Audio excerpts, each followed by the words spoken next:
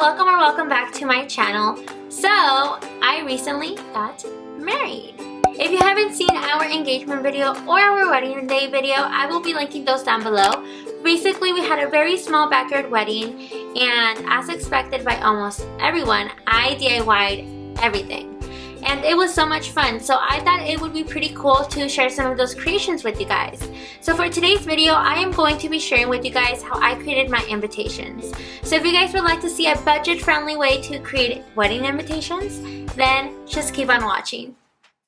So I basically ordered my invitations off Vistaprint.com, and what I like about Vistaprint is that they have different choices for you, different styles. They have ones that are just flat, ones that open up, and so I decided to go with the very simple flat invitation.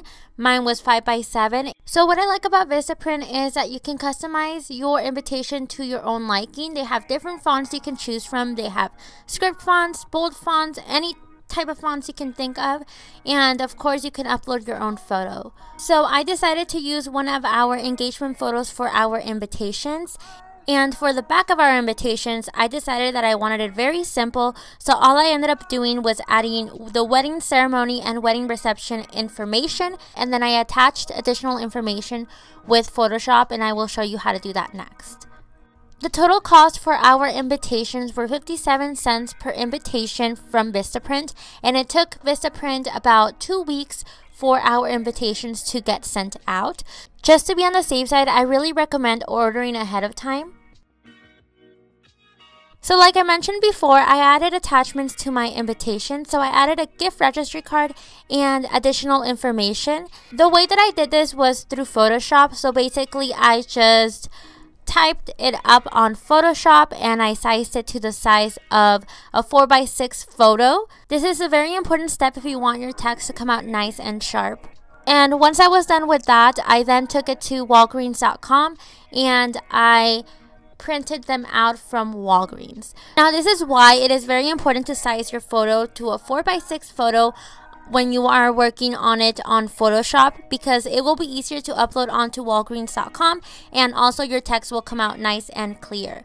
So for the gift registry one, I divided it into 3 cards, but it's also a 4x6 photo, if that makes sense. And the way that I did that is by going back onto Photoshop and adjusting it on Photoshop. And then I went ahead and just added how many I needed, ordered them, and then I picked them up on the same day. And I was surprised how inexpensive it was to do. So if you are looking for a budget-friendly way to add invitation attachments, I really recommend doing it this way.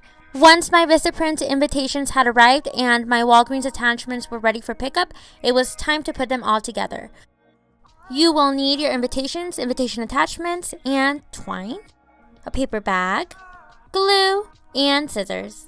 I started off by cutting the paper bag from the sides, and then I also cut the bottom of the bag, and then I opened it up flat, and then I added my attachments on top and I glued them with Mod Podge.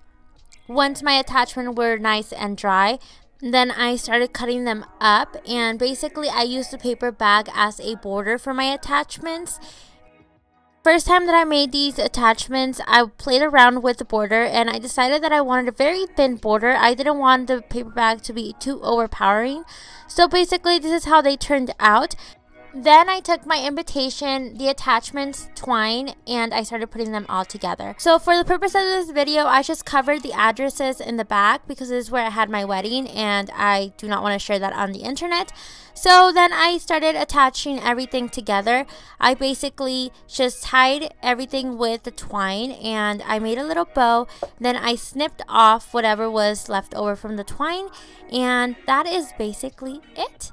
So the total cost for our invitations were less than $70. I really recommend making these type of invitations if you are on a budget or planning a wedding in a small amount of time. Hey guys, so that was basically it. I hope you guys enjoyed this very simple invitation tutorial. If you did, please don't forget to give it a big thumbs up, and please don't forget to subscribe down below.